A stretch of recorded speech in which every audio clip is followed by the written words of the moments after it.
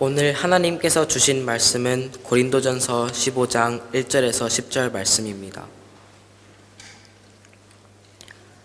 형제자매 여러분, 내가 여러분에게 전한 복음을 일깨워 드립니다. 여러분은 그 복음을 전해 받았으며 또한 그 안에 서 있습니다. 내가 여러분에게 복음으로 전해드린 말씀을 헛되이 믿지 않고 그것을 굳게 잡고 있으면 그 복음을 통하여 여러분도 구원을 얻을 것입니다. 나도 전해받은 중요한 것을 여러분에게 전해드렸습니다. 그것은 곧 그리스도께서 성경대로 우리 죄를 위하여 죽으셨다는 것과 무덤에 묻히셨다는 것과 성경대로 사흘날에 살아나셨다는 것과 게바에게 나타나시고 다음에 12제자에게 나타나셨다고 하는 것입니다.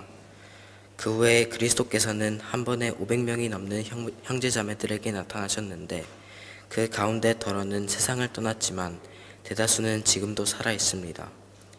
다음에 야고보에게 나타나시고 그 다음에 모든 사도들에게 나타나셨습니다. 그런데 맨 나중에 다리 차지 못하여 난 자와 같은 나에게도 나타나셨습니다. 나는 사도들 가운데서 가장 작은 사도입니다. 나는 사도라고 불릴 만한 자격도 없습니다. 그것은 내가 하나님의 교회를 박해했기 때문입니다. 그러나 나는 하나님의 은혜로 오늘의 내가 되었습니다. 나에게 베풀어 주신 하나님의 은혜는 헛되지 않았습니다. 나는 사도들 가운데 어느 누구보다도 더 열심히 일하였습니다. 그러나 이렇게 한 것은 내가 아니라 나와 함께 하신 ha나님의 은혜입니다. 아멘. Das Zeugnis von der Auferstehung Christi. Ich erinnere euch aber, liebe Brüder, an das Evangelium, das ich euch verkündigt habe, das ihr auch angenommen habt, in dem ihr auch feststeht, durch das ihr auch selig werdet, wenn ihr es festhaltet in der Gestalt, in der ich es euch verkündigt habe. Es sei denn, dass ihr umsonst gläubig geworden wärt. Denn als erstes habe ich euch weitergegeben, was ich auch empfangen habe, dass Christus gestorben ist für unsere Sünden nach der Schrift und dass er begraben worden ist und dass er aufgestanden ist am 3. Tage nach der Schrift und dass er gesehen worden ist von der Kephas, danach von der 12. Danach ist er gesehen worden von mehr als 500 Brüdern auf einmal, von denen die meisten noch heute leben, einige aber sind entschlafen. Danach ist er gesehen worden von Jakobus, danach von allen Aposteln. Zuletzt von allen ist er auch von mir als einer unzeitigen Geburt gesehen worden. Denn ich bin der Geringste unter den Aposteln, der ich nicht wert bin, dass ich ein Apostel heiße, weil ich die Gemeinde Gottes verfolgt habe. Aber durch Gottes Gnade bin ich, was ich bin, und seine Gnade an mir ist nicht vergeblich gewesen, sondern ich habe viel mehr gearbeitet als sie alle. Nicht aber ich, sondern Gottes Gnade, die mit mir ist. 부활하신 예수 그리스도의 은혜와 평강이 모든 성도님들의 마음과 삶에 가득하시기를 주님의 이름으로 간절히 축복합니다. 예수님께서 부활하신 것을 고백하고 증거하는 이날, 모든 성도들이 이렇게 한자리에 모여서 예배할 수 있는 것이 얼마나 큰 기쁨이고 감사인지 모릅니다. 바라기는 오늘 하나님의 말씀을 함께 나누면서 저와 여러분 모두가 예수 그리스도의 죽음과 부활에 연합한 사람이요, 이 기쁜 소식을 이웃과 세상에 전하는 사람으로 고백하고 결단할 수 있으면 참 좋겠습니다. 복음은 말 그대로 기쁜 소식입니다. 여러분, 기쁜 소식, 좋은 소식을 들으면 우리는 보통 어떻게 하죠? 여러분, 기쁜 소식 들으면 어떻게 하세요? 다른 사람에게 전하죠. 맞습니다. 물론 어느 드라마의 대사처럼 기쁨을 나누면 질투가 되고 슬픔을 나누면 약점이 되는 이 세상 속에 우리가 살고 있기 때문에 기쁜 소식이건 나쁜 소식이건 누구에게도 전하지 않으려고 하는 경향도 우리 안에 있는 것 같습니다. 그러나 그럼에도 불구하고 우리는 기쁜 소식을 누군가와 함께 나누려고 하는 아주 자연스러운 선한 의지를 가지고 있습니다. 예를 들어 하다못해 맛있는 식당을 발견했어요. 맛집을 발견했어요. 그러면 다른 사람에게도 이 식당 너무 좋아, 맛있어, 가서 먹어봐, 이렇게 얘기해 주는 거죠. 좋은 의사나 교사와 같은 조력자를 만났을 때에도, 좋은 영화나 음악 또는 책을 만났을 때에도, 좋은 여행지를 발견하게 되었을 때에도 우리는 자기가 아끼고 사랑하는 이에게 자기가 경험하고 들은 이 좋은 소식을, 이 기쁜 소식을 함께 나누려고 합니다. 오늘 본문 속에서도 우리는 기쁜 소식 중에서 가장 기쁜 소식을 일깨워주고 전하려는 바울의 선한 마음을 보게 됩니다. 1절의 말씀인데요, 우리 한 목소리로 함께 읽어보겠습니다. 시작. 형제 자매 여러분, 내가 여러분에게 전한 복음을 일깨워 드립니다. 여러분은 그 복음을 전해 받았으며 또한 그 안에 서 있습니다. 아멘. 바울은 지금 자신도 전해받은 그 중요한 복음, 그 기쁜 소식을 다시금 고린도 교회 성도들에게 일깨워 주고자 지금 이 이야기를 전하고 있습니다.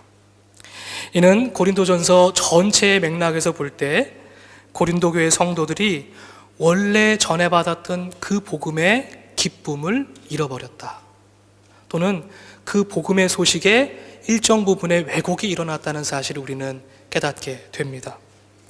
그런데 중요한 것은 복음, 곧 기쁨의 소식이 사도들과 그리스도인들을 통해서 계속 전달되고 있다는 사실입니다. 이 복음이 지금 전파되고 있는 거예요. 이것은 지금 이 순간에도 마찬가지입니다. 이는 앞에서 이야기해드렸던 것 같이 복음, 곧 기쁜 소식 자체가 가지고 있는 힘이 있기 때문입니다. 그리고 이 기쁜 소식을 들은 사람은 당연히 다른 사람에게 전하고자 하는 선한 의지가 있기 때문입니다. 여러분 한번 생각해 보십시오. 복음을 전하는 전달자 없이 어떻게 저와 여러분이 복음을 들을 수 있었겠습니까? 그렇습니다. 그리스도인이란 먼저는 복음을 전해 들은 사람이고 동시에 그 복음을 다른 사람에게 나누는 전달자입니다. 이것입니다. 바라기는 저와 여러분들의 입술과 삶을 통해서 오고 오는 세대에 우리의 모든 자녀들에게 그리고 이웃들에게 예수 그리스도를 향한 그 복음이 전달되어질 수 있기를 원합니다. 그래서 우리 자녀들 스스로의 입술로 나의 삶의 주인은 예수님이십니다. 나의 삶의 주인은 예수님이십니다. 예수님은 나의 그리스도십니다. 라고 고백할 수 있었으면 참 좋겠습니다. 그렇다면 구체적으로 오늘 본문이 증언하고 있는 복음이라고 하는 것이 무엇일까요?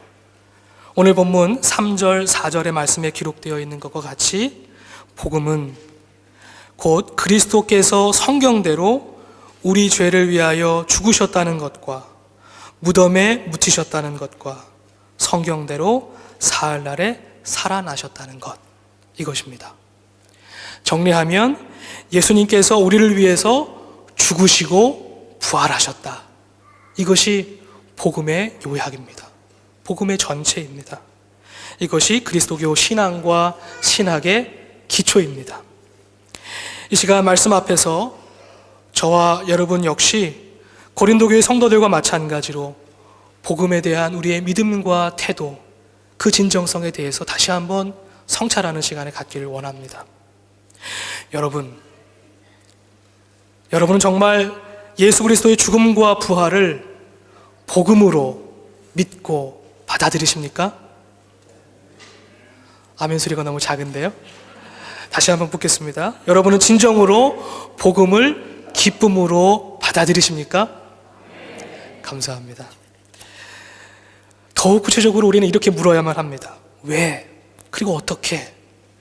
2000년 전 예수의 십자가와 부활의 사건이 나와 그리고 우리들에게 시간과 공간을 초월해서 여전히 보편적이고 유효한 것이 될 수 있을까? 어떻게 그분의 죽음이 나의 죽음이 되고 그분의 부활이 나의 부활이 될 수 있을까? 이 질문에 대한 확신이 없으면 이 복음이 우리에게 복음이 아니고 우리는 이 복음 안에서 기뻐할 수 없는 것입니다. 즉 믿음과 기쁨은 비례할 수밖에 없습니다. 이 질문에 대해서 아멘으로 답하지 못하는 사람들은 함께 기뻐할 수 없는 것입니다. 바울은 이러한 질문에 대해서 믿음만이 예수 그리스도 안에서 일어난 하나님의 구원 사건이 어떻게 우리에게 유효한지 그것을 깨닫게 해준다고 말합니다. 오늘 본문 2절 말씀인데요. 2절 말씀을 우리 한 목소리로 함께 읽겠습니다. 시작. 내가 여러분에게 복음으로 전해드린 말씀을 헛되이 믿지 않고 그것을 굳게 잡고 있으면 그 복음을 통하여 여러분도 구원을 얻을 것입니다. 아멘. 오직 믿음만이 십자가에 담긴 하나님의 의를 깨닫고 이해할 수 있는 기초가 되고 이를 통해서 무엇이 이루어져요? 구원이 이루어지는 거예요. 복음을 믿음으로 기쁘게 받아들인 사람은 구원에 이른다는 겁니다. 하나님의 놀라운 약속이에요. 그렇습니다. 믿음이란 예수 그리스도께서 나의 죄를 위하여 죽으셨음을 그리고 성경의 말씀대로 다시 살아나셨음을 이 복음을 기쁨으로 받아들이는 것입니다. 이 받아들임 곧 믿음이 우리 안에 온전히 자리 잡기 위해서는 전인적인 과정이 필요합니다. 지정의 아는 것과 믿는 것과 행하는 것이 하나가 되어야 합니다. 이 믿음의 과정이, 이 받아들임의 과정이, 복음을 받아들이는 과정이 머리로서 이해하는 것도 있지만 마음으로 믿는 것도 있지만 행함으로 연결되는 것도 있어야 한다는 겁니다. 지정의, 이 믿음이 이러한 과정을 통해서 이루어진다는 것입니다. 이 믿음은 하나님과 우리 사이를 연결시켜주는 단단한 고리입니다. 이 믿음이 하나님을 향한 철저한 인정과 순종을 가능케 합니다. 예수님께서는 이 믿음의 길을, 이 십자가의 길을 우리를 위해서 완전히 그리고 율일회적으로 이루셨습니다. 완전히 이루어 주셨어요. 우리가 어떻게 그 믿음의 길을 걸어가야 할지를 가르쳐 주시기 위해서 먼저 그 길을 걸어가 주셨습니다. 신학자 마커스 보그는 그의 책 그리스도교 신앙을 말하다에서 신앙을 이렇게 정의했습니다. 하나님을 더욱더 중심에 두는 삶, 하나님의 부력을 믿고 의지하는 것이라고 말했습니다. 참 적절한 정의라고 생각이 됩니다. 먼저 믿음이란 자기 주장, 자기 지혜, 자기 힘, 자기 사랑, 자기 시간 가운데 살아왔던 그 삶의 중심을 하나님께 내어드리는 겁니다. 내가 중심이 되었던 나의 모든 삶의 모든 것들을 하나님께 내어드리는 거예요. 그럴 때 그 비워진 자리에, 그 비워진 삶의 자리에 하나님께서 찾아오시고 하나님께서 일하기 시작하시다는 겁니다. 여러분 수영장 다 가보셨죠? 가보셨습니까? 수영장? 예, 수영할 때 어떻습니까? 물에 뜨기 위해서는 어떻게 해야 되죠? 몸에 힘을 꽉 주고 있으면 됩니까? 안 됩니까? 안 됩니다. 몸에 힘을 탁 빼고 물에 자신을 맡겨야 돼요. 그러면 우리의 몸이 어떻게 되죠? 붕붕붕 뜨게 되는 거예요. 그죠? 그때야 수영할 수 있는 거예요. 지금 마커스 보그라고 하는 신학자가 믿음을 부력이라고, 하나님의 부력이라고 설명했는데 다른 것이 아니라 우리가 하나님께 온전히 우리의 것을 맡겨드릴 때 하나님께서 어떻게 하신다는 거예요? 우리를 탁 받쳐주시겠다는 거예요. 우리가 하나님의 손 안에서, 하나님의 품 안에서 온전히 보호받고 지킴을 받는다는 거예요. 이것이 바로 믿음입니다. 맡기지 않으면 이러한 하나님의 은혜를 누릴 수 없는 겁니다. 그렇죠? 우리가 이렇게 예수 그리스도로 말미암은 그 복음을 기쁨으로 맞아들일 때, 그 믿음으로 맞아들일 때 우리 하루하루의 삶이 하나님을 믿는 믿음 가운데 은혜로서 경험됩니다. 오늘 하루가 은혜로 경험돼요. 오늘 바울이 이렇게 함께 고백하고 있는데요. 오늘 말씀, 마지막 절 말씀 함께 읽겠습니다. 10절의 말씀입니다. 시작. 그러나 나는 하나님의 은혜로 오늘의 내가 되었습니다. 나에게 베풀어 주신 하나님의 은혜는 헛되지 않았습니다. 나는 사도들 가운데 어느 누구보다 더 열심히 일하였습니다. 그러나 이렇게 한 것은 내가 아니라 나와 함께 하신 하나님의 은혜입니다. 아멘. 그렇습니다. 바울은 예수 그리스도를 박해했던 옛 자아를 벗어버리고 부활하신 예수 그리스도를 만남으로써 그를 증언하는 자로, 하나님의 은혜 가운데 머무는 자로 바뀌어졌습니다. 그의 고백은 참 깊고 맑습니다. 오늘 본문은 어떻게 복음이 믿음을 통해서 구원에 이르게 하는지를 가르쳐 줍니다. 그리고 그 복음의 능력이 우리의 삶을 얼마나 아름답게 바꾸어 놓는지, 하나님의 은혜를 발견하게 하는지를 깨닫게 해줍니다. 사랑하는 성도 여러분, 부활의 이 아침, 우리의 죄, 곧 자기를 주장하려는 모든 의지를 내려놓고 예수 그리스도께서 우리의 죄를 위하여 십자가에 죽으셨음을, 그리고 다시 살아나셨음을 믿음으로 고백할 수 있기를 원합니다. 그래서 평생 예수 그리스도의 부활의 은혜 가운데 살아가는 저와 여러분 되기를 주님의 이름으로 간절히 축복합니다. 함께 기도하겠습니다.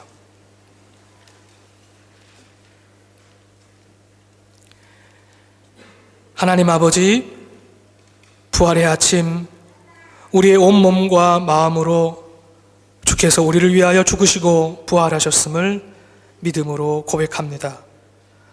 우리도 우리의 삶 속에서 부활하신 주님을 만나 모든 절망에서 희망의 삶을 살아갈 수 있도록 인도하여 주옵소서.